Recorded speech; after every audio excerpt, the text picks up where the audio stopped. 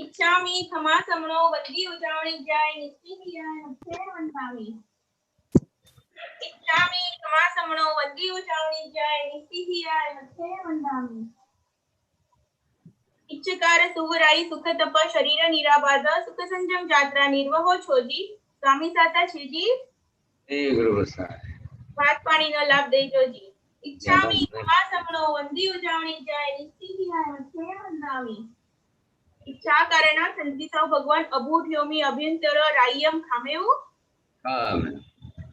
खामे मी रायम जंकीची अपत्यम परपत्यम भस्ते पाणे विरिये रेरावचे आलावे संलावे उच्चासने समासने अंतर भाषाए ओरी भाषाए जंकीची मध्य विनय परिहीनम तुहुंगा वायरंगा तुभे जानम अहम न जानामि तत्संस्थानि दुक्रम कर्मलाभ सदम सैती गुरु बसाए इच्छामि खमा समनो वंदी उजावणी जाय निस्तिहियाय नक्षे वंदामि इच्छा कारण संधीसाव भगवान वायना संधीसाव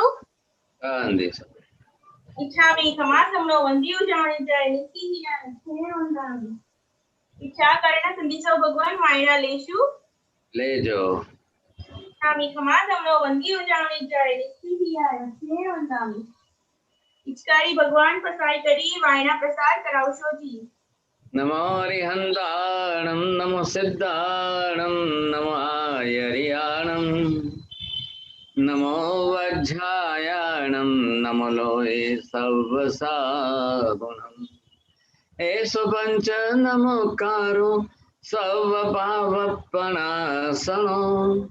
मंगलाणं च सर्वेसिं परमं हवै मंगलम् जय जगजीव जोनि वियाणो जगगुरु जगानंदो जगनाहो जगबंधो जय जगप्रिया महोदय जय सुयाण बभवो तीर्थयराणम पश्चिमो जय जय गुरुलोगाणं जय महप्पा महावीर सर्वारिष्ट प्रणाशाय सर्वाभीष्टार्थदायिने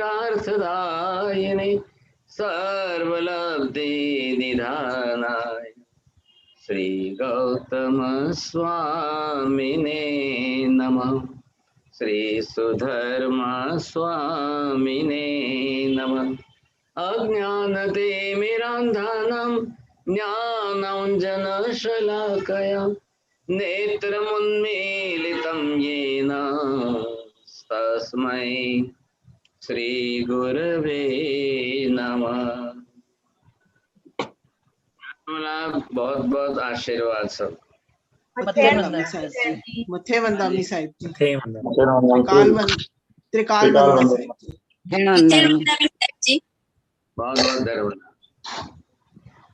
आहारचर्या के बारे में जो आज विचारना हम कर रहे हैं, इसके अंदर आहार का कितने किसके साथ कैसा संबंध है। अब आप एक बात सभी जानते हैं कि शरीर के लिए आहार अनिवार्य है और आहार के लिए शरीर भी अनिवार्य रूप से जुड़ा हुआ है, क्योंकि हमारा शरीर औदारिक है। औदारिक शरीर का मतलब ये है कि आहार के पुद्गल परमाणुओं को लेकर के ही शरीर बनता है, शरीर चलता है और शरीर टिकता है। इन तीनों बात पर हम बरोबर समझ करके चल रहे हैं। अब रही बात ये कि प्रत्येक व्यक्ति को अपने शरीर की प्रकृति समझ में नहीं आती है, जानकारी नहीं हो पाती है, और प्रत्येक व्यक्ति को आहार की प्रकृति भी समझ में नहीं आ रही है। प्रत्येक व्यक्ति को ऋतु की चर्या भी समझ में नहीं आती है। इसी तरह से प्रत्येक व्यक्ति को दिनचर्या और खाद्य पदार्थों के गुणधर्म और उनकी प्रकृति भी समझ में नहीं आती। अब वो हमारे शरीर के लिए अनुकूल होगी या प्रतिकूल होगी, बस इसका कोई ख्याल नहीं रहता है। और जब व्यक्ति आहार की संज्ञा के अधीन हो जाता है, तब मोहवश कभी भी कुछ भी कैसा भी खाना ही खाना, बस खाने का ही विचार करना और स्वाद को प्राधान्यता दे करके ही लोग खाते हैं। गुणधर्मों को प्रकृति के अनुकूल प्रतिकूल का विचार करते ही नहीं है और अपनी तरह से मात्र स्वाद को प्राधान्यता देकर खाते रहे। आज हम कुछ बात इसीलिए कर रहे हैं, हमारा विषय जो चल रहा था ऋतु के अनुकूल या प्रतिकूल। अब अनुकूलता और प्रतिकूलता को लेकर के हम सबके साथ यही विचारना आज कर रहे हैं, जो हमने कुछ लास्ट टाइम की थी, लेकिन थोड़ी टेक्नोलॉजी की गड़बड़ के कारण चल नहीं पाया, ये बात सही थी। आज फिर रिपीट कर रहे हैं इस बात को। देखिए, आहारचर्या अनुकूल है या प्रतिकूल है? आप समझते हैं खाने से ही शक्ति आती है, खाने से ही शरीर चलता है, खाने से ही बीमारियां आती है, खाने से ही रोग मिटते भी हैं, खाने से ही सब कुछ, मतलब आहार ही हमारे लिए सर्वस्व है। मैंने 4-5 पॉइंट बोले हैं, ललिता जी बोलेंगे आप?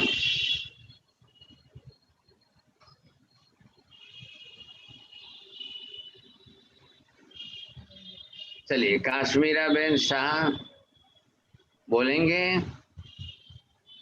आवाज आ रही है? आ रही है शायद जी, अनम्यूट करना पड़ेगा काश्मीर। ठीक है। आशा बेन राठौड़, आशा बेन राठौड़, चलो कांति भाई बोलो। अब यहाँ पर हमने जो आहारचर्या, आहार का आचरण जो है, मैंने आपको ये बताया है, आहार ही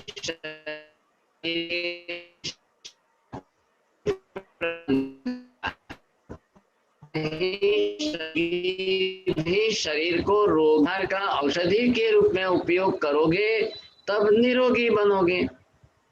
इन सब बातों पर थोड़ा सा ध्यान देंगे तब जाकर के ख्याल आएगा, समझे कि नहीं? अब ये हम पहले चल रहे हैं ऋतुचर्या। अब ऋतु जो भी चल रही है, जैसे चल रही है, अब आप ऋतु के अगर अनुकूल आहार ले रहे हो, अब ऋतु के अनुकूल आहार आपने लिया तो क्या होगा?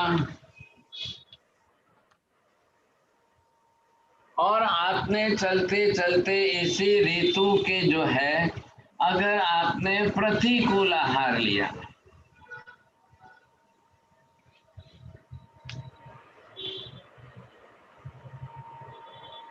बोलिए आगे दोनों में रिजल्ट क्या लिखना है? शक्ति आएगी यदि ऋतुचर्या में आप अनुकूल आहार लेंगे तो आपको शक्ति मिल सकती है आपका, और प्रतिकूल समय करो तो बीमार भी हो सकते हैं, बीमार भी हो सकते हैं, बीमारी आएगी, निरोगी रहेंगे, निरोगी और अयोगी रोगी। अब आप समझ गए, अब ऋतुचर्या के अनुकूल या प्रतिकूल। And nowadays the rainy season is running already. अब according to the rainy season, what type of food, what type of varieties of food which I should eat or not, अब आप उसके अंदर ऋतु के अनुकूल क्या खा रहे हैं। अभी आपकी ऋतुचर्या रेनी सीजन की, इंडिया में अभी जो है रेनी सीजन चल रही है, अभी आपने कोबीज खाई, मटर खाए, मटर की ग्रेवी बनाई, सूखे मटर है, ग्रीन मटर है, अगर आपने चने, छोले, छोले भटूरे या और बेसन की आइटम है, तो वो ऋतु के अनुकूल है कि प्रतिकूल है? अब इस रेनी सीजन के अंदर आपने मूंग की दाल का शीरा बना करके खाया, अड़दिया पाक खाया, अगर आपने बूंदी के लाडू बनाए और जो है हैवी मिठाई जो है, अब वो आपके डाइजेशन के लिए अनुकूल नहीं होगा। ऋतुचर्या का मतलब क्या है? इस समय रेनी सीजन होने के कारण 2-2 दिन तक, 3-3 दिन तक, 4-4 दिन तक बारिश रहती है, हवामान ठंडा रहता है, क्लाउडी वेदर रहती है, इसमें भी डार्क क्लाउड, ब्लैक क्लाउड्स रहते हैं, तो सनलाइट नहीं आती है और हमारा डाइजेशन भी सनलाइट के साथ बिल्कुल कनेक्टेड है, जुड़ा हुआ है। जब सनलाइट नहीं होगी फिर भी हम जो है नाना आज अड़दिया पाक खावो छे, आज हमको ये हलवा खाना है, आज बूंदी ना लाडू खावा छे, आज आपको अब ये करते जाएंगे तो फिर आपकी प्रकृति के प्रतिकूल होगा। अब वो undigested food which is already storage in the stomach, it may be for 1 day, 2 day, 3 day, then there are the constipation, there will be the constipation, there will be the gases, over problem, और फिर वो आपकी प्रकृति बिगड़ती जाएगी। अब ये है नियम। अब जैसे धार्मिक नियम आए तो देखिए सबको मालूम है वर्षा ऋतु के अंदर शादी नहीं करते हैं, गृहस्थ जीवन के अंदर शादी भी एक सबसे अच्छा बड़ा कार्य माना जाता है। ऐसी स्थिति के अंदर वर्षा ऋतु में अब शादी करेंगे तो लोग 100, 500, 1000 लोगों को बुलाएंगे, हैवी डाइट बनाएंगे, 5 मिठाई बनाएंगे, लोगों को खिलाएंगे। और इस जमाने के कलयुग के रिवाज हो गए 5 मिठाई खिलाओ और फिर उसके बाद में सॉफ्ट ड्रिंक्स पिलाओ और लास्ट में जो है आइसक्रीम खिलाओ। तो ये सारी जो है बीमारियां, अब शादी करने वाले के लिए तो पैसे का प्रदर्शन करने का साधन हो गया, लेकिन खाने वाले बेचारे बीमार जरूर पड़ेंगे, ये बात निश्चित है। तो कब आपने ऋतुचर्या के अनुकूल आहार लिया या प्रतिकूल लिया? अगर आप प्रतिकूलता में चले हैं तो रोगी बीमार बनेंगे ही बनेंगे, ये निश्चित है। ऋतुचर्या को ध्यान में रखते हुए आपने बिल्कुल अनुकूल आहार लिया है। रेनी सीजन के अनुकूल क्या है? रेनी सीजन का अनुकूल जो है रॉक सॉल्ट है। रेनी सीजन के अनुकूल जो है तिक्त पदार्थ है। रेनी सीजन के अनुकूल जो है क्षारीय पदार्थ है, अम्लीय पदार्थ है। तो वो इस सीजन की सबसे बड़ी बेस्ट चीज दवाई है सब। अगर आपने उसको बना करके लिया तो आप बीमार नहीं पड़ेंगे। आपने कल्पसूत्र ध्यान से सुना हो या आयुर्वेद शास्त्र सुने हैं तो वहां बरोबर वो लिखते हैं वर्षासु लवणम अमृतम। याद रहશે मेहुल भाई? लखो, बोलो। વર્ષા ઋતુમાં આમ્લ અથવા ક્ષારી છે અથવા રોક સોલ્ટ ની આઈટમ ખાઈએ તો એ અનુકૂળતા રહેશે। वर्षा ऋतु की सबसे बड़ी अच्छी मेडिसिन है रॉक सॉल्ट। ख्याल है, जो भी गैसेस को, वायु को निकालने वाली, डाइजेशन करने वाली चीजें हैं वो वर्षा ऋतु में बहुत अमृत जैसी है। अब वर्षा ऋतु में काली मिर्च खाना बहुत ही अच्छी दवाई है साहब। लेकिन अब लोगों के यहाँ पर 12 ही महीने लाल मिर्ची, हरी मिर्ची, ग्रीन मिर्ची और फिर वो कौन सी अलग अलग मिर्ची आती है, बस वही चलता है।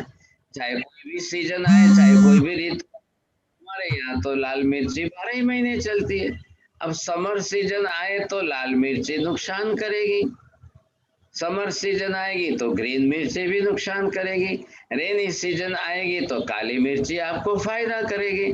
अब ये जो है उसके लिए अनुकूल प्रतिकूल, किस ऋतु के अनुकूल क्या है, किस ऋतु के प्रतिकूल क्या है, ये आयुर्वेद शास्त्रों के अंदर, सब के अंदर ये बातें भरी पड़ी है। हमारी क्या गलती हो गई? हमने ये समझा कि आयुर्वेद शास्त्र बीमार होने के बाद दवाई लेने के लिए काम का है, बस यहाँ गलती हो गई। अब एक्चुअली शास्त्र का धनंजय क्या लिखते हैं, धन्वंतरी जी क्या लिखते हैं? आयुर्वेद शास्त्र दवाई के लिए नहीं है, आपकी ऋतुचर्या, आहारचर्या, गुणधर्मचर्या, प्रकृतिचर्या और गुणधर्मों के लिए है आहार के। अब आप उसके गलत चलो तो क्या परिणाम आए, और बीमार हो जाओ, रोगी बन जाओ तो आपको क्या करना, तो फिर औषधियों का उपाय बता दें। But today's modern allopathic science is never says that what to eat and what not to eat, what to eat in what season, what not to eat in what season. You say they are not saying anything. Anything you can eat, everything you can eat, whenever you want to eat, you can eat. There is no connection with food and body and disease, nothing at all. मतलब आप सोचिए कि allopathic science जो है इतना deep नहीं गया, जबकि 5000 साल पहले, 3000 साल पहले धन्वंतरी जी है, वाग्भट्ट जी है, चरक ऋषि जो है, ये इतने रूट कॉज में गए. When there was this type of equipments and instrument was not available at that time. क्या खाली जो है वो हाथ पर रख करके नाड़ी परीक्षा करते थे. बस नाड़ी परीक्षा करने से वो अपनी तरह से वात, पित्त और कफ, इन तीनों चीज को अच्छी तरह से समझ लेते, और इन तीनों चीज को समझ करके सब चीज का डायग्नोसिस कर लेते थे. उनको वैद्य, नाड़ी वैद्य को ये पता चलता था कि आपने क्या खाया है, कल क्या खाया था, आज क्या खाया है, सुबह में क्या खाया था, बरोबर वो बात. अब वो तो आपके घर नहीं आए, आपने कल जो है बेसन के बड़े बनाए थे, भजिया बनाया था, पकोड़ा बनाए थे, आपने क्या खाया, वैद्य को क्या मालूम है, वो नाड़ी देखेगा. अब उस नाड़ी को वो समझता है वात, पित्त और कफ से. फिर इन पदार्थों में से वो देखता है कि क्या क्या है, तो उसका लिस्ट बोलता है, तो आप उसमें से बोलते हो कि हाँ साहब, हमने तो मेहमान आए थे तो हमने जो है पूरन पूरी के साथ बेसन करके चने की दाल के साथ खाया, हमारी तो तबीयत खराब. मेहमान के यहाँ गए थे तो फिर कम क्यों खाए साहब, पूरा ही खाना चाहिए. अब ये सारी समस्या जो है तो हमारे लिए बीमारी का कारण बन जाती है. अब ये अगर आप अनुकूल प्रतिकूल का ज्ञान नहीं, मैंने पहले भी पूछा था कि महिलाओं में से जो रसोई बनाती है, क्योंकि पूरा डिपार्टमेंट महिलाओं के हाथ में है, पुरुष में तो बेचारे में वैसे भी चारानी कम है, वो तो जो दोगे खा लेंगे सब, उनको तो कुछ भी समझ नहीं है, जैसा दोगे जो दोगे खा लेते हैं बेचारे, कोई पता ही नहीं चलता है. लेकिन कम से कम महिलाएं जिनको बनाना आता है, लाना आता है, लाना भी उनका, बनाना भी उनका, खिलाना भी उनका, तो कम से कम इतना नॉलेज आ जाए तो पूरे परिवार का जो है सबका शरीर स्वस्थ हो जाए. अगर आप बाजार में खरीदने जाते हैं तो आपके सामने 50 आइटम है, वेजिटेबल सब है, अब कौन सी लेनी कौन सी नहीं लेनी, उसमें आपको विवेक बरोबर रखना जरूरी है. अब आप खरीदते समय ही न लें, तो जिनको ऋतु ज्ञान है, ऋतुचर्या समझते हैं, वो बरोबर जो है ऐसी चीजें नहीं खरीदेंगे. अब उसमें धार्मिक नियम तो आ गया सब. देखिए, जब भी कोई रिलीजियस पर्पस के नियम आएंगे तो उनका मेन फोकस किस पर होगा, जीव हिंसा पर. अब इन रेनी सीजन के अंदर लीफी वेजिटेबल्स, भाजी पाला, उसका निषेध किया गया है. कोई कारण नहीं है, सिर्फ उसके जीव जंतु की रक्षा करने के लिए, दूसरा कोई कारण नहीं. लेकिन आयुर्वेद शास्त्र ने भी वर्षा ऋतु के अंदर लीफी वेजिटेबल्स वर्ज्य किए. अब इस सीजन के अंदर आप मेथी की भाजी, तांदलजा की भाजी, दूसरी भाजी, आप चवले की भाजी वगैरह न लाए, न बनाए, न खाए. ये हमको सबको समझना है. अगर आप बरोबर समझ करके चलते हैं तो फिर सवाल ही नहीं खड़ा होता है. प्रकृति के प्रतिकूल मत जाइए, ऋतु के प्रतिकूल मत जाइए, बिल्कुल. अब ये समझ करके चलिए, आपको रोग बीमारियों का ध्यान रखना है और कुछ नहीं है. आज से 50-100 साल पहले वैरायटियां इतनी नहीं थी, और आज 50 साल के बाद जो है ये टेक्नोलॉजी बढ़ने से अब दुनिया मुट्ठी में आ गई. तो लोगों को बम्बई में बैठे इटली की डिश खानी है, किसी को थाईलैंड की डिश खानी है, किसी को साउथ इंडियन डिश खानी है. अब कोई सब अलग अलग होटलों के नाम लेकर के कहाँ से अलग अलग प्रकार की डिश बना के खाओ, तो ये कितना नुकसानकारक होगा. देश, क्षेत्र, काल, भाव अनुरूप जो है हमारे शरीर के लिए भी प्रतिकूलता रहती है. आप ये समझिए, अब मैं ये बात कर रहा हूं यहाँ पर अपने शरीर की प्रकृति. शरीर की प्रकृति सबको मालूम है, वात, पित्त और कफ. सबकी अलग अलग प्रकृति है। माँ की प्रकृति अलग है, बेटे की प्रकृति अलग है, बाप की प्रकृति अलग है, बेटी की प्रकृति अलग है, सासू की प्रकृति अलग है, बहू की प्रकृति अलग है, छोटे बच्चों की प्रकृति अलग है, बड़े बूढ़ों की प्रकृति अलग है। अब ये सबको समझना चाहिए, ख्याल है कि नहीं? सबको ख्याल आना चाहिए कि मेरी शरीर की प्रकृति इस उम्र में इस समय कौन से चल रही है, तो मैं क्या करूं प्रकृति के अनुकूल। अब आप कौन सा आहार ले रहे हैं, आया ख्याल में? आप प्रकृति के अनुकूल अगर आहार ले रहे हैं तो फिर आप निरोगी रहेंगे। और आपने शरीर की प्रकृति के प्रतिकूल आहार लिया,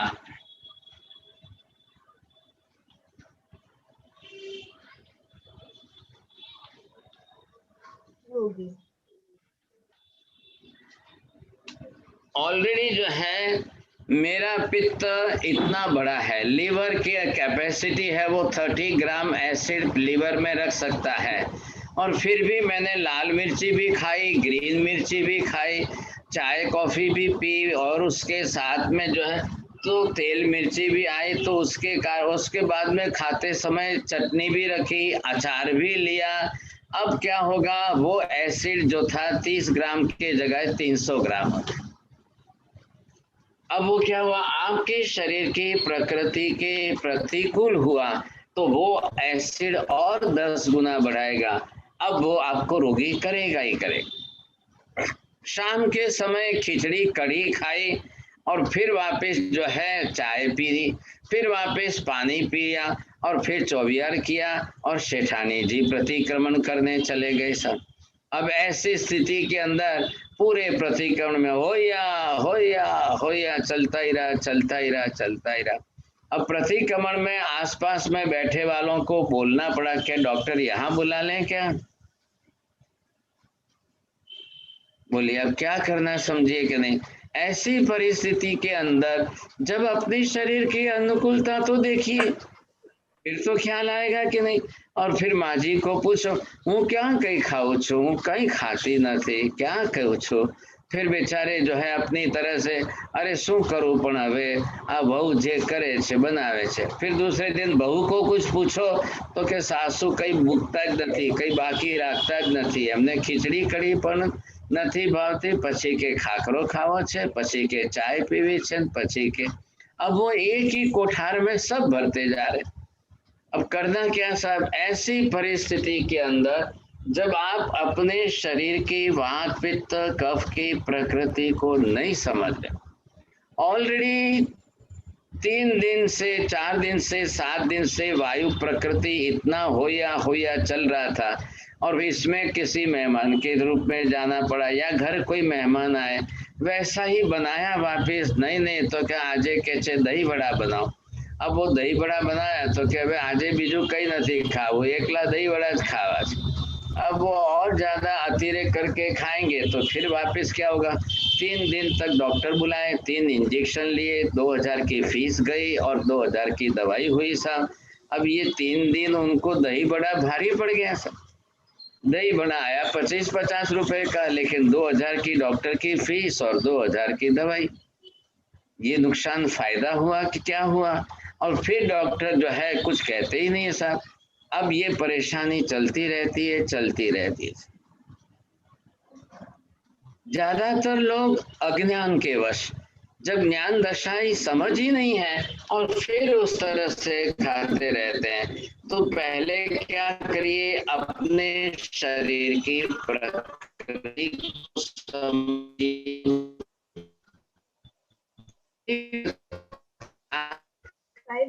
सुबह मुंह सूखा सूखा लगता है, अंदर मुंह में जीभ सूख जाती है या बिल्कुल जो है कड़वापन लगता है, तो आप समझ लीजिए कि आपका पित्त बढ़ा हुआ है, पित्त खराब हो गया है, पित्त ज्यादा विकृत हो गया है, मुंह में छाले पड़ गए हैं, जीभ पर छाले।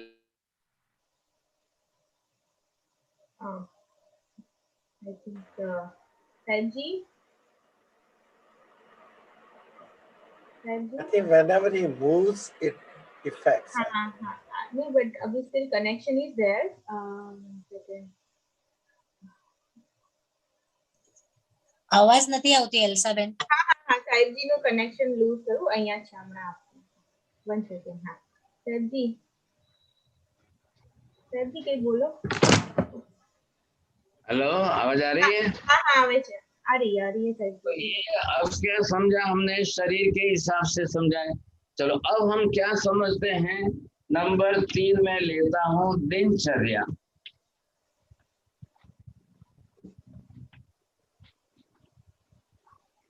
दिनचर्या के अंदर आप सुबह में खा रहे हो, दोपहर में खा रहे हो, शाम को खा रहे हो, रात को खा रहे हो। दिन के भी तो 4 भाग है ना, तो उसमें भी आपको देखना है कि कब क्या खाना है। अब दही कब खाना है, दूध कब पीना है, ख्याल है कि नहीं? कौन सी चीज, मिठाई कब खानी है, फल फूल आपको फ्रूट्स कब खाने हैं, वेजिटेबल्स कब खाने हैं, इन सबके साथ टाइमिंग सेटिंग करनी पड़ती है। कौन सी चीजें कब आपके लिए अनुकूल रहेगी, कब कौन सी चीजें प्रतिकूल रहेगी।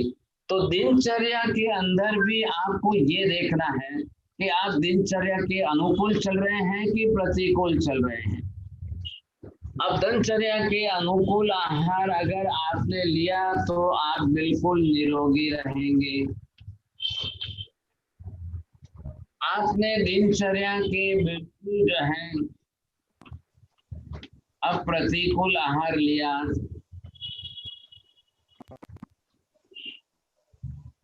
तो आप बिल्कुल रोगी बनेंगे ही, इसमें कोई डाउट ही नहीं है साहब। क्या है, रात के टाइम में आइसक्रीम खाई तो आपको सर्दी कब होना ही होना है। रात के टाइम में दही खाया तो आपको सर्दी कब होना ही होना है।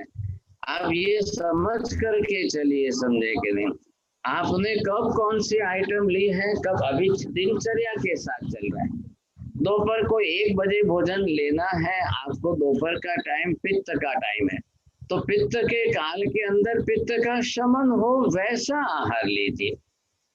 क्या लाइन, हर चीज हमारे अंदर, मैंने पहले भी कहा था, in our kitchen whatever type of masala there all the best medicine. बोलिए, काश्मीरा जी शाह बोलेंगे। બપોરના ટાઈમમાં જે જમવાનું લઈએ તે પિત્તને સમન કરનારું લેવું જોઈએ તો Very આપણે good. નિરોગી રહીએ. चलो उसके बाद का सेंटेंस शैला बहन बोलेंगे। हमारे किचन के अंदर जो मसाले रहते हैं वो बहुत अच्छी मेडिसिन है। हाँ, बहुत धन्यवाद आपको। हाँ बोलेंगे नीपा बेन, नीना बेन शाह, नहीं दीपाली जी। અમારા કિચન ની અંદર મસાલા એ બેસ્ટ મેડિસિન છે। हाँ जी, अब मसाले सब आपकी बेस्ट मेडिसिन जरूर है, लेकिन आपको किस समय कौन से मसाले कितने यूज करने हैं। अभी रेनी सीजन चल रही है तो अजवाइन ज्यादा यूज करिए, समर सीजन चल रही है तो जीरा सौंफ ज्यादा यूज करिए, करे। अभी आपकी विंटर सीजन चल रही है तो काली मिर्च का ज्यादा यूज करिए। अब ये आपको समझ लेना बहुत जरूरी होता है। सभी हमारे किचन के ही मसाले, ये मसाले आए कहाँ से आपके अंदर, क्यों आए किचन में, ये हमारे हजारों साल से चल रहे हैं। तो हजारों सालों से विद्यों ने जो आयुर्वेद शास्त्र के अंदर औषधि के रूप में थे वो आपको ला करके दिया है। हाँ जी, इन मसालों का उपयोग आप अनिवार्य करिए। उन्होंने बरोबर लिस्ट दिया है, सबके साथ जोड़ा है। मेथी खानी अनिवार्य है, ख्याल है, अलसी खानी अनिवार्य है, अजवाइन खाना अनिवार्य है। अब कब किसकी प्रकृति के अनुकूल क्या खाना चाहिए, क्या नहीं खाना चाहिए, तो सबको समझना चाहिए। लेकिन अगर लोगों को ये ध्यान में ही ना आवे, बिल्कुल समझ में ही ना आवे, तो फिर तो बात उल्टी हो जाएगी, समझे कि नहीं। तो ये हम यहाँ पर दिनचर्या की बात कर रहे थे। अब आप लीजिए आपके खाने पीने के पदार्थ।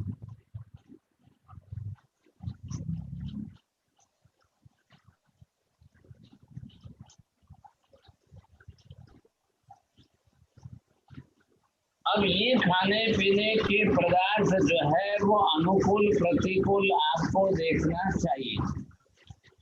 खाने पीने के पदार्थों में व्हीट फ्लोर, मैदा। अब मैदा फिर मैदे की आइटम है, समझे कि नहीं। मैदा सबसे मूल रूट वस्तु हो गई साहब। अब उसकी 50 आइटम बनती है, बेकरी आइटम है, सब मैदा से बनती है। वो केक होवे या ब्रेड होवे या कुछ भी होवे, बिस्किट होवे तो भी, अब वो सारी आइटम ही मैदा से बनती है। तो पहले आप खाद्य पदार्थों को कोशिश करिए समझने की, वस्तु सही है या गलत है। अब उन वस्तुओं की समझ में आने के बाद वो आपके शरीर के अंदर क्या करेगी। What is the proper meaning of definition of digestion का बोलेंगे, आपको ख्याल आएगा। डाइजेशन किसको कहते हैं? शिल्पा बेन पटेल। गुरुदेव, डाइजेशन मीन्स हमने जो खाया है वो सारा जो शरीर को जितनी उसमें न्यूट्रिएंट्स की जरूरत है वो सारा ले ले।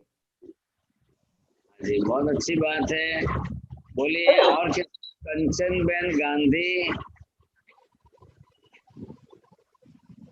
नहीं, चलो आ रहा है, ख्याल आ रहा है तो बोलिए। आशा बेन राठौड़। साहिब जी मैं बोलूं? तो पहले तैयार है, आपको तो बिना पूछे ही बोलते हैं आप, बोलिए।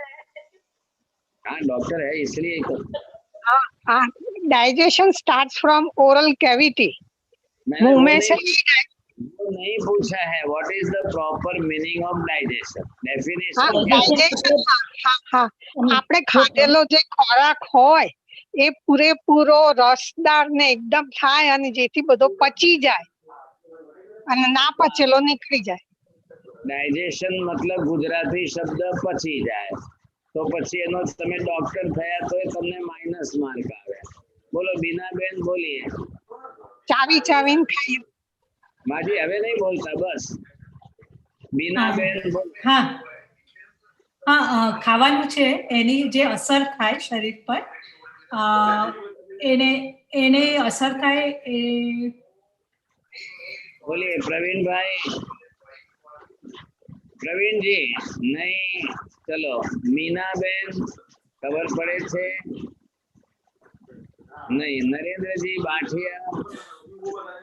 આપણે જે ખોરાક ખાઈએ છે એ બરાબર પચી જાય અને તેના લીધે શરીરને કોઈ વાત પિત્ત કે કફની તકલીફ ના થાય અને પાચન ક્રિયા સારી બને। પૂછું आपको लीनाबेन शाह। હા સાહેબજી, ખાધેલું જે આપણે સપ્તધાતુમાં કન્વર્ટ થાય એને ડાइजेशन કહેવાય। वेरी गुड, चलो फर्स्ट नंबर इनका आया, आपको पूरा श्रीलॉन ब्रेड मिलता है, बहुत धन्यवाद आपको। मतलब ये है सही उत्तर, जो आपने खाया वो सातों धातुओं में कन्वर्ट होना चाहिए। ख्याल है? रस, रक्त, मांस, मज्जा, रुधिर, शुक्र, वीर्य, सब सप्त धातु जो है जो आपने खाया वो बरोबर कन्वर्ट होना चाहिए। What is the meaning of that? If any edible thing which contains the calcium, then body will absorb that calcium and it will supply to the cell, to the bone. अब वो calcium bone में पहुंच गया, इसका meaning है digestion. आया ख्याल में? अब प्रोटीन किस में है, आयरन कंटेन्स किस में है आपका? If the thing which contains the iron, अब आयरन को अंदर एनालिसिस करके इंटेस्टाइन ने अंदर एब्जॉर्ब किया और वो ब्लड में पहुंचाया, ब्लड में हीमोग्लोबिन बन गया, हीमोग्लोबिन से आपके आरबीसी बढ़ गए, that is called the proper result.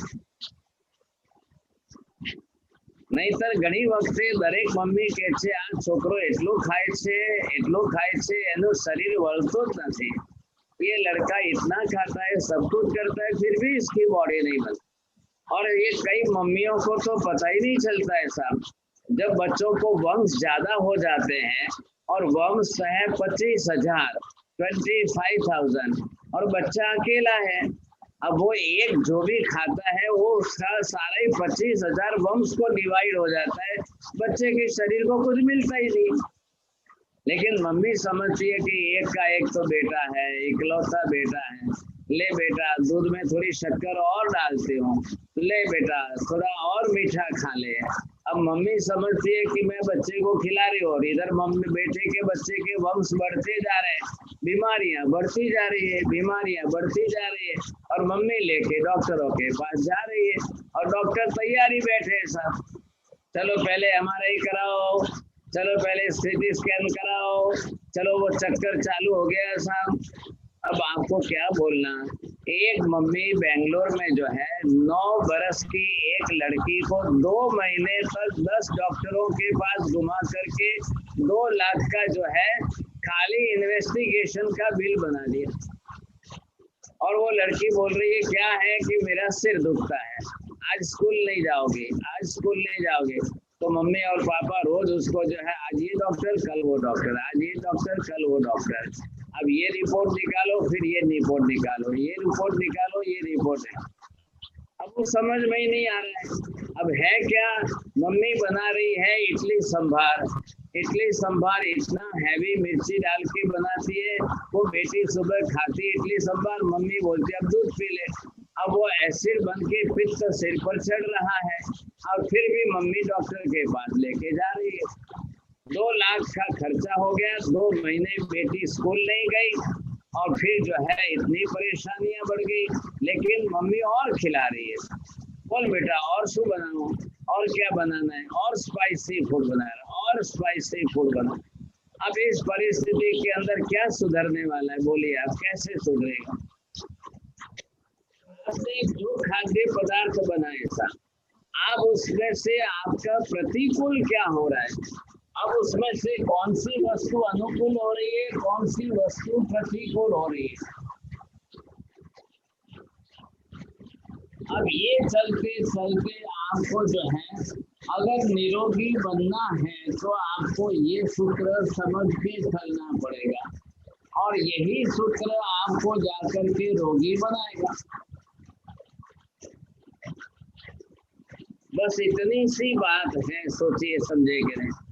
अब ऐसी परिस्थिति में मैंने बेंगलोर में उस मम्मी को इतना ही कहा, आप कुछ मत करिए, सुबह शाम त्रिफला दीजिए, आंवला दीजिए, जीरा चबाने को दो और सिर्फ गुड़ का पानी पिलाओ। तो क्या महाराज गांडा छे कि एमने गतागम नहीं पड़ती, हमें आटली MRI करावी, CT स्केन करावी, तो आ महाराज के जीरो चावी ने गोलનું पानी છે। હવે આ કઈ महाराज કહેવાય। मैंने कहा ठीक है भाई, आपकी मर्जी, जो हो वो करो संदेह। फिर किसी का फोन आया, 2 महीने और बीत गए, 2 महीने के बाद किसी ने फोन में कहा તમારે ત્યાં અરુણ વિજય મહારાજ આવ્યા છે તો દીકરીને લઈ જઈને કરાવી દો, અઠવાડિયામાં સારું થઈ જશે।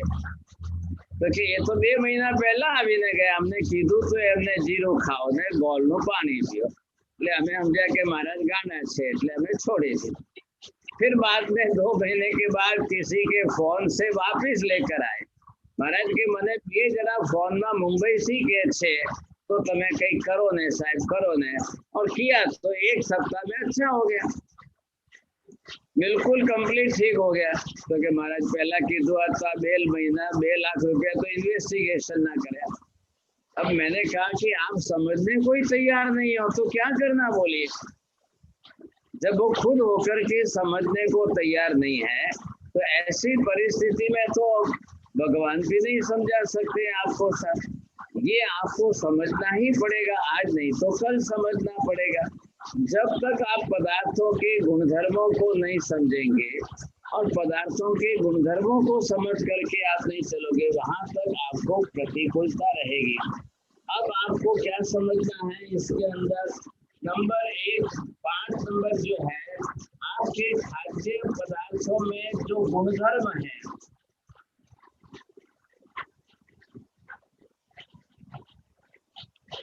खाद्य पदार्थों के गुणधर्म समझिए और उन पदार्थों के गुणधर्म की अनुकूलता प्रतिकूलता देख लीजिए, तो ये आपको बरोबर समझ में आ जाएगा कि आपके अनुकूल, आपकी शरीर की प्रकृति के लिए जो गुणधर्म चाहिए वो किसमें है,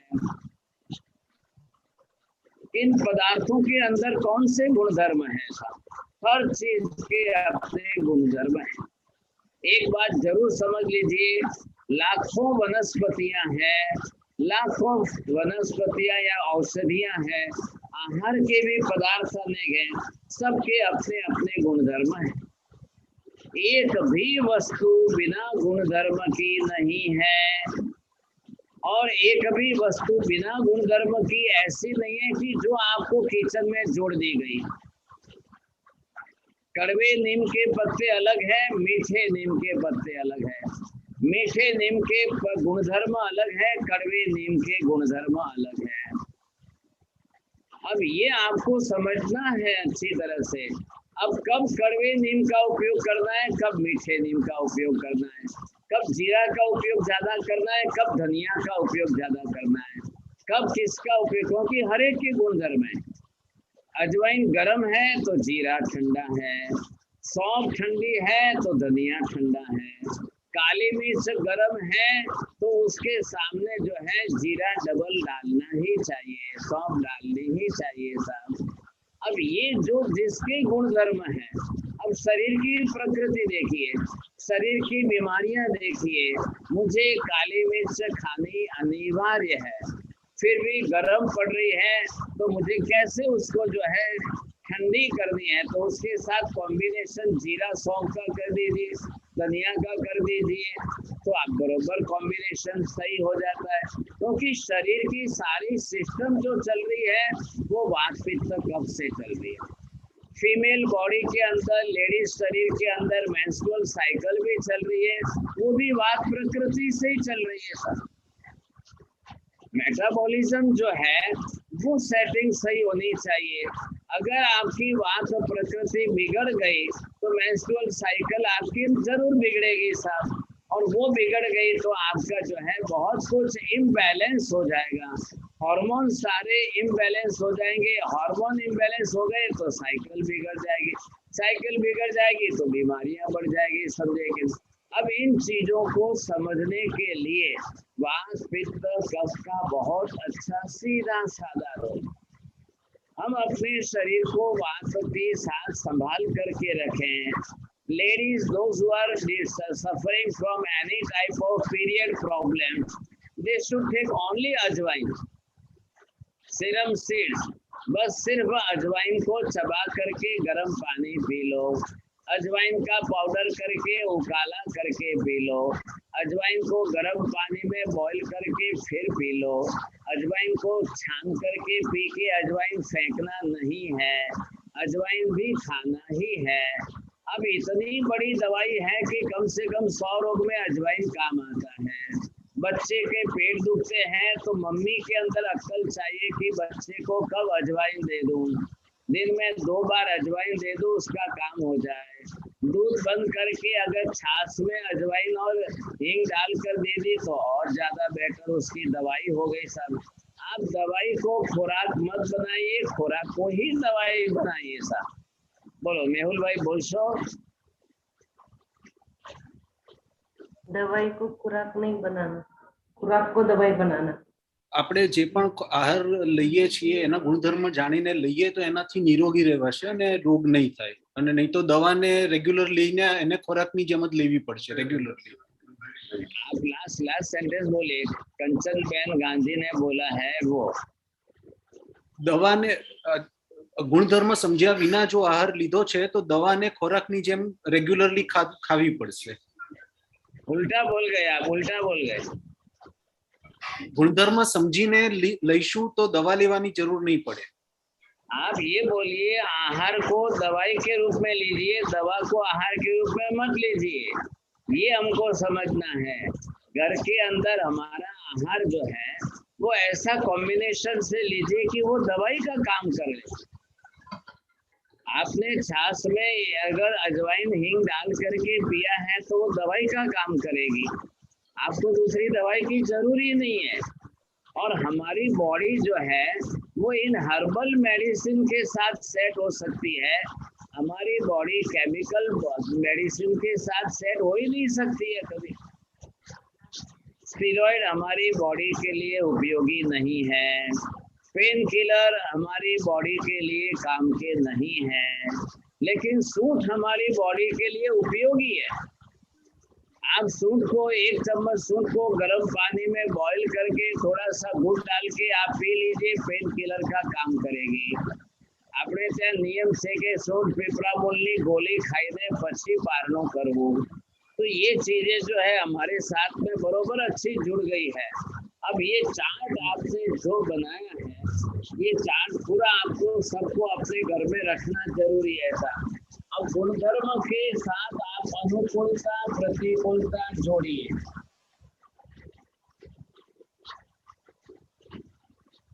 अब आपने आहार की गुणता को जोड़ा है तो आप निरोगी रहेंगे। अब आपने आहार के साथ में प्रतिकूलता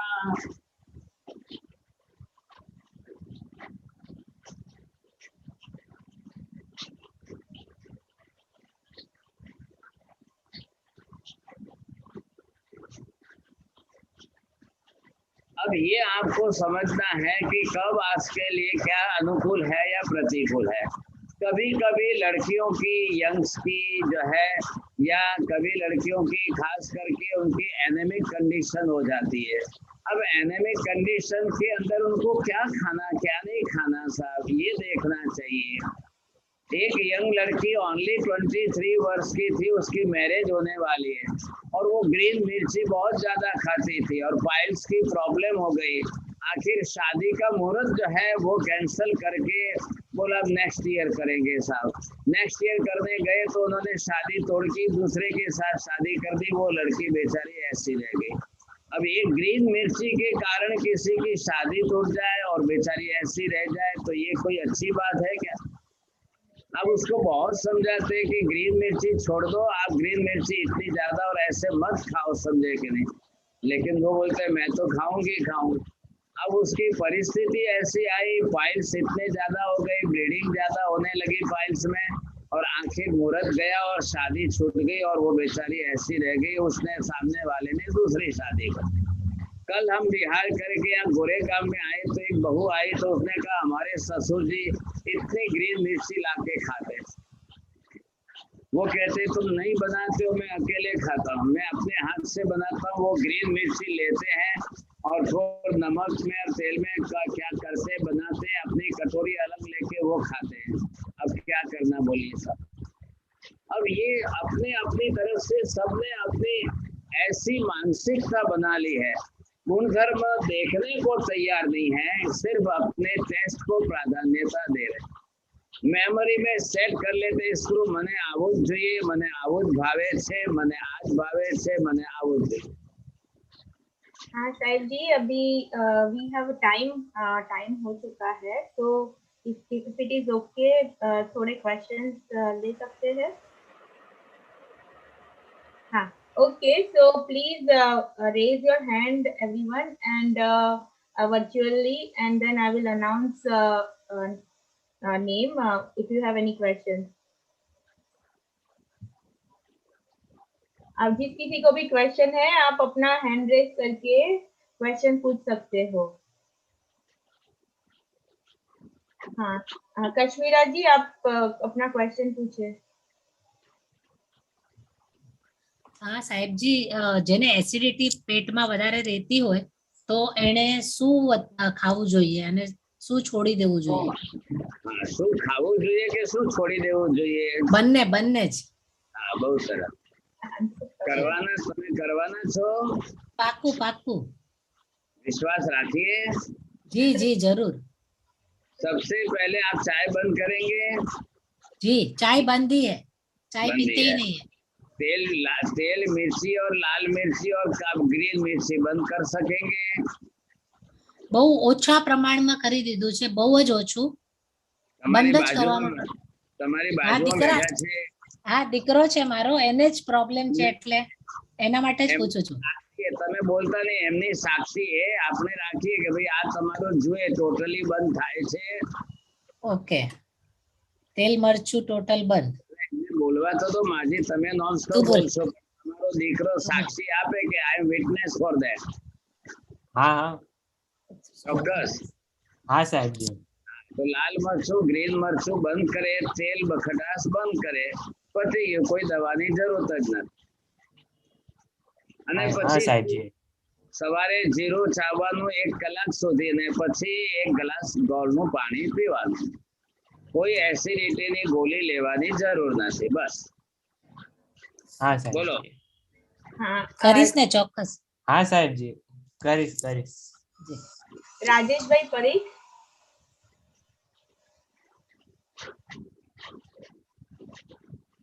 अनम्यूट કરીને क्वेश्चन पूछे राजेशभाई परीख. चलो जाने दो, दूसरे को. नरेंद्र भाई बाथिया वांथिया. तो महाराज साहब ये तो हुआ आपका खटास का पित्त का भी पित्त जो फिर से क्वेश्चन पूछिए, आपका आवाज कट रहा है. पित्त की अधिकता हो जाती है उसके लिए क्या किया जाए? एसिडिटी है, एसिड पित्त और अम्ल दोनों अलग अलग. पित्त का एसिड अम्ल पित्त एक જ નામ છે. अभी जस्ट बताया. हाँ कंचन भाई गांधी. मथुर मंदावी गुरुदेव, मुझे ये पूछना है कि वात पित्त कफ एक शरीर कैसा है अपना, ये कैसे समझना? क्या एक शरीर है? अपना शरीर कैसा है, वात पित्त कफ में से कौन सा शरीर है, ये कैसे समझना? सबकी अलग अलग प्रकृति और अलग अलग टाइम पर चेंज होती हुई प्रकृति होती है. कब आपकी प्रकृति कैसी है, कब आपकी प्रकृति किस समय कैसी है, अलग अलग समझनी पड़ेगी. आपको खुद को ही ख्याल आ जाएगा सिम्टम से. वायु की प्रकृति वालों को दिन भर होया होया चलता रहता है, ओवर गैसेज होती है, गैस पास होना, या ये सारी बात की प्रकृति है. नाक से कफ बहने लग जाए, गले में कफ की खराश बढ़ने लग जाए, गले में कफ स्टोरेज हो जाए तो कफ प्रकृति है. और एसिडिटी होती है, पित्त होता है, गला सूखता है, कड़वा मुंह हो जाता है, ये सारे पित्त के लक्षण है. According to the all symptoms आप अच्छी तरह से डिफाइन कर सकते हो, ये आपको ख्याल आ जाएगा. हाँ राजेश भाई परीख. સાહેબજી ઘણી વખત કહેતા હોય છે કે ભાઈ તમને આપણે કોલેસ્ટ્રોલ માટે કે બોડીમાં એટલે જેનેટિક ઘણી રીતે આવી શકે એમ છે, તો એનું શું સોલ્યુશન છે આપણે? जेनेटिक આવી શકે એમ છે, no doubt, but you have to take some precautions. કે ભાઈ બાપાએ પણ ધ્યાન ન રાખ્યું કે મધરે નહીં રાખ્યું ને એમને રીતે ખાધું તો એમને જેનેટિકલી જે કોલેસ્ટ્રોલ વધ્યું. But nowadays the things which is already which contains that fat you see, આજના ઓઇલ, આજના ઘી, આજના દૂધ, દહીં આવા પ્રકારના થઈ ગયા છે કે જેના કારણે આપણી બોડીમાં ડાયજેસ્ટ નહીં થતા હોવાના કારણે કોલેસ્ટ્રોલ વધે છે. So we have to avoid that. કે ભાઈ આ ચીજો તમે એવોઇડ કરો. આજના બજારના ઘી વગેરે બંધ કરીને ગાયનું દેશી ઘી વાપરો તો કોલેસ્ટ્રોલ ઘટે. રિફાઇન્ડ ઓઇલ બંધ કરો તો તમને દેશી ઓઇલ, ફિલ્ટર ઓઇલ યુઝ કરો ઘાણીનો, તો તમારા કોલેસ્ટ્રોલ ઘટે ને એસિડિટી પણ ઘટે. બંને તરફથી ફાયદો છે. અમુક કંપનીઓ અમૂલ વાળા दूध બનાવે છે, ચિતલે વાળા दूध જે છે બનાવે છે, તો એની અંદર એક્સેસ ફેટ મિક્સ કરે છે. હવે એ ફેટ પીક ફેટ આવે છે, આ બોડી डाइजेस्ट કરી શકતી નથી, એટલે કોલેસ્ટ્રોલ વધવાનું છે. तो ये हमको पहले से समझ लें, फिर हमारा चेंजेस हम करें तो बहुत जल्दी रिकवरी हो सकती है. Cholesterol you can reduce it. और फिर आप एसी में बैठोगे तो कोलेस्ट्रॉल बढ़ेगा, फ्रिज का खाओगे तो कोलेस्ट्रॉल बढ़ेगा. ये बात भी निश्चित समझ के रखना. और फिर लेडीज तो सही रहेंगे तो फिर जो है कोलेस्ट्रॉल बढ़ना ही बढ़ना है. धन्यवाद सर. हाँ कोमलबेन शाह. हाँ मथेण अंदामी साहेब जी, મને વાત રહી છે. बस तो आप खाली अजवाइन है, सूंठ है, मेथी है, जीरा है, सौंफ है, आप ये बहुत चीजें हरड़े हैं, ये आप कॉम्बिनेशन करके आप बरोबर यूज करिए, आपको फायदा हो जाएगा. धन्यवाद. पद्माबेन पारेख. पद्माबेन पारेख. मथिन वंदामी महाराज, हम कैसे जान सकते हैं कि किस खाद्य को किस समय खाना है? और क्या प्रतिकूलता होती है, क्योंकि एक ही परिवार में बहुत सारे वात के हो सकते हैं, पित्त के हो सकते हैं, कफ के हो सकते हैं, तो कौन सा खाना कब के, सबके लिए तो अलग अलग खाना बना नहीं पाएंगे, तो क्या करना चाहिए इस सिचुएशन में? देखिए, ऐसे करते थे हमारे पुराने दादी साहब, क्या करते थे, एक ही वस्तु बनी, दाल और वही सब्जी को बॉईल कर दी।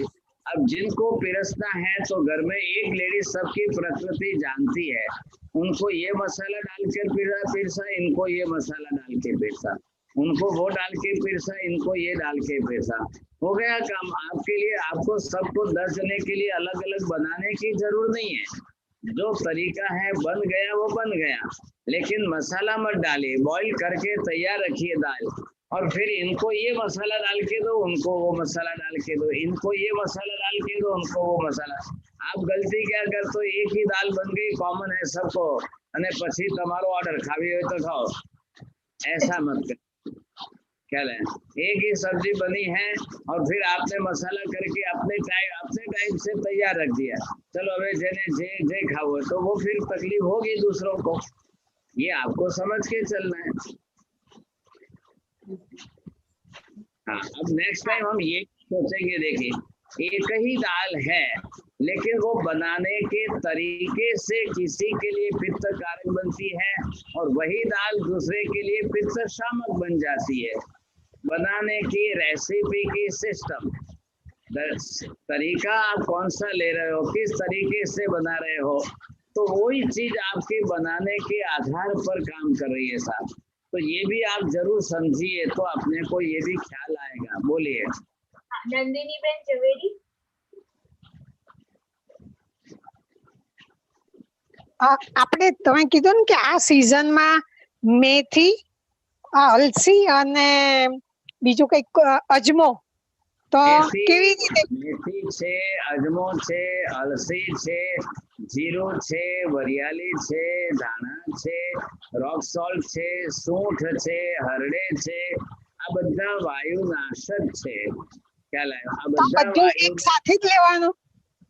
જેટલું તમારે જે લેવું હોય તે લો, ઓછું કરવું ઓછું કરો, વધારે કરવું એ વધારે કરો, તમને લેતા આવડવું જ જોઈએ। અને કોનું વાયુ કઈ રીતે મટે, કોઈનો વાયુ એક જ વસ્તુથી મટે, કોઈનો વાયુ 2 વસ્તુથી મટે, પણ માજી 60 વર્ષના થઈ ગયા ને 10 વર્ષથી વાયુનો પ્રકોપ છે, તો એમને વળી પાછો જુદો પ્રકાર જોઈએ। કોઈનો વજન જ 100 કિલો છે ને કોઈનો વજન 80 કિલો છે, અને કોઈને આમ વધારે છે, म्यूकस स्टोरेज વધારે છે, तो सबके लिए अलग अलग है। आप सबको इकट्ठा मत करिए, किसके लिए कौन सा यूज करना है। और कभी खाली वायु नहीं है, कभी वायु के साथ पित्त है, कभी पित्त के साथ वायु है, कभी कफ के साथ वायु है, कभी वायु के साथ पित्त है, तो सबके लिए व्यक्ति व्यक्ति के हिसाब से अलग अलग बन जाता है।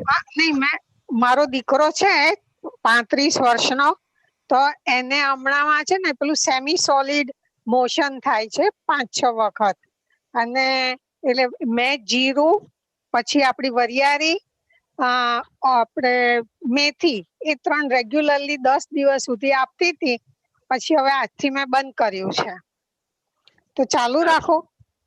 સારું છે, બંધ કર્યું, પણ એને રિઝલ્ટ સામે જોઈને પછી કહો। ના, પણ એ તો બધું એમનું એમ જ છે, એમાં કઈ ફેર નથી, એટલે તો પૂછ્યું આપને મેં। તો પછી જુદી રીતે કેસ સ્ટડી કરવી પડે કે બીજું શું કારણ। हाँ, विनोद भाई जैन। Thank you. अच्छा सर जी प्रणाम। ये ऋतु के हिसाब से आपने बताया खाना, तो ऋतु के हिसाब से बाजार में चीजें उसी हिसाब से मिलनी चाहिए ना, तो हम लोग को समझ में आएगा कि वही ऋतु के हिसाब से खाना चाहिए। बाजार का विचार मत करो, आजकल कोल्ड स्टोरेज का समान जमाना है। अब रेनी सीजन में मैंगो आ रहा है, तो आपको क्या करना चाहिए, बाजार में तो सब मिलेगा, कहीं से कुछ भी आएगा, आपको सोचना चाहिए मुझे क्या करना है। बाजार में 1 लाख लोग हैं खरीदने वाले, आपको अपने ज्ञान का, अक्ल का उपयोग करना बहुत जरूरी है। Thank you sir. Alkaben Mehta. Alkaben Mehta.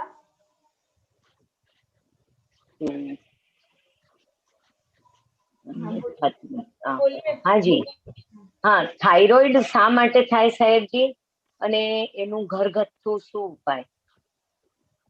Thyroid सबसे ज्यादा आयोडाइज सॉल्ट से हो रहा है, ये बात 3-4 बार आ गई है। आयोडीन सॉल्ट जितना ज्यादा खाएंगे उतनी थायराइड डिस्टर्ब होती जाएगी।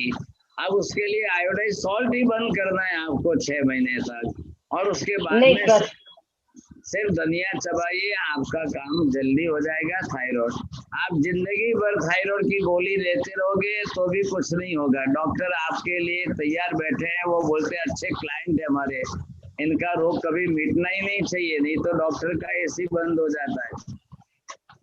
नहीं, पर અમે લોકો તો સિંડાળું મીઠું જ ખાઈએ છે વર્ષોથી। પણ એ પણ બંધ કરો માજી, પ્રમાણ વધી ગયું છે તો आपका प्रमाण बढ़ गया है तो नमक एक बार बंद कर दो 6 महीने के लिए, और 6 महीने टोटली नमक बंद करके त्रिफला लो और फिर धनिया चबा करके आप गर्म पानी पीजिए बस।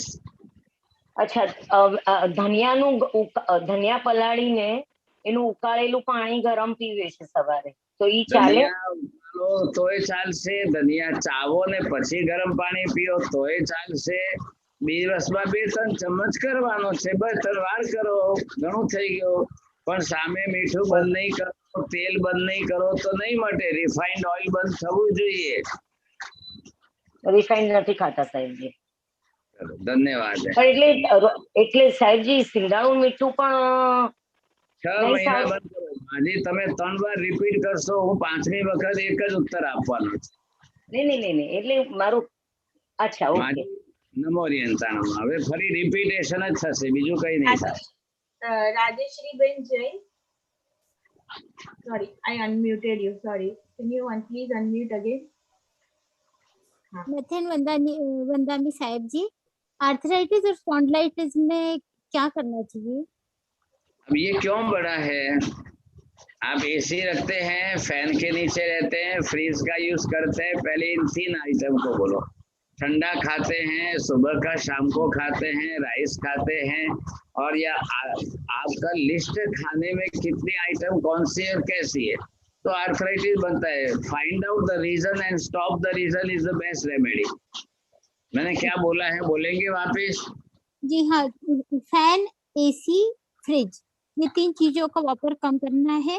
फिर राइस का यूज और ठंडा, तो मैं ठंडा नहीं खाती हूँ, फ्रिज का नहीं यूज करती हूँ, और एसी भी यूज नहीं करती हूँ, फैन भी यूज नहीं करती हूँ, क्योंकि पेन होता है उससे मुझे। आई थिंक सर एक और चीज है, खटाई के कारण भी होता है क्या? बिल्कुल होता है, जरूर होगा। आप कौन सी खटाई खाते हैं, कैसी खटाई खा रहे हो, तो फिर नींबू मीठा से भी देखिए, आप मिठाई भी खा रहे हैं तो भी बढ़ेगा। But the thing which is not digested in body is stored as a mucus, and that gases take that mucus and just spread to the joints. Joints have that cavity inside, so that mucus which is already set in the joint, it will call as a arthritis. अब पहले उसका कारण दूर करो, जिस कारण से बढ़ रहा है वो दूर होना चाहिए, फिर ट्रीटमेंट होगी तो फायदा होगा, नहीं तो नहीं होगा। ओके, सत्यम। अलकाबेन मेहता। સાહેબજી પૂછવું હતું કે આજકાલ બહુ જ ઘરોમાં કેન્સર થાય છે, તો કેન્સર થવાનું ન થવા માટે શું કરવું અને થવાનું કારણ શું? કેન્સર થવામાં ઘણા બધા કારણો છે। એ ઘણા બધા કારણોની અંદર એક કારણ મુખ્ય છે plastic, aluminium, oil, refined oil, ખ્યાલ આવ્યો, which contains that chemicals। અને ઘણા તો તમે પેસ્ટિસાઇડ જાણો છો, લોકોને ઘરમાં કેચઅપ ને એવું બધું ખાવું જ છે, સમજાएंगे। अब क्या करेंगे उसका? अब आपका कई तरीका है। कुकर आपके लिए कैंसर का कारण है। अब ये ऐसे 50 कारण हैं जो कैंसर के लिए कारणीभूत निमित्त है। पेस्टिसाइड्स, इंसेक्टिसाइड्स इतना ओवर हो रहा है, फर्टिलाइजर इतना ओवर हो रहा है, और ये जो आप बोलते हैं पैकेट फूड जो है वो आपको कैंसर करने वाला, because it contain the pesticide. Plastic आजकल इतना बढ़ गया है, खाने पीने की चीजों में ये सारे कैंसर के कारण है और बढ़ रहा है। यू आर राइट, आपकी बात सही है कि बहुत ज्यादा बढ़ रहा है, क्योंकि कोई जानने को समझने को तैयार ही नहीं। अब 2-2 महीने की बिस्लरी की बोतल पड़ी है, वो लेकर के खरीद के लोग पी रहे। अब इसका क्या करना साहब? अब ऐसी कई चीजें हैं जो हमने बिल्कुल जो है दिनचर्या के अंदर, ऋतुचर्या के अंदर, आहारचर्या के अंदर ध्यान नहीं दिया है, ये इसलिए हमारा कैंसर बढ़ रहा है। अब इसके लिए precaution is the better system. बस सबसे पहले आप ये चेंज कर लो। नमो हरियंताणम। साहिब जी, लोग पूछ रहे हैं कि आपकी कोई बुक है जो इस पे लिखी हुई है? मेरी फिलोसॉफी की बुक है और बाकी के ये रिकॉर्डिंग वीडियो आप सबको दे दो और फॉलो करें तो अच्छी बात है साहब। नमो हरियंत, हाँ, नमो हरियाणम, नमो सिद्धाणम, नमो आर्याणम, नमो वज्रायाणम, नमो लोये सव्वसाहुणम, एसो पंच नमोकारो सर्वपावपणासनो, मंगलाणं च सर्वेसिं परमं हवै मंगलम्।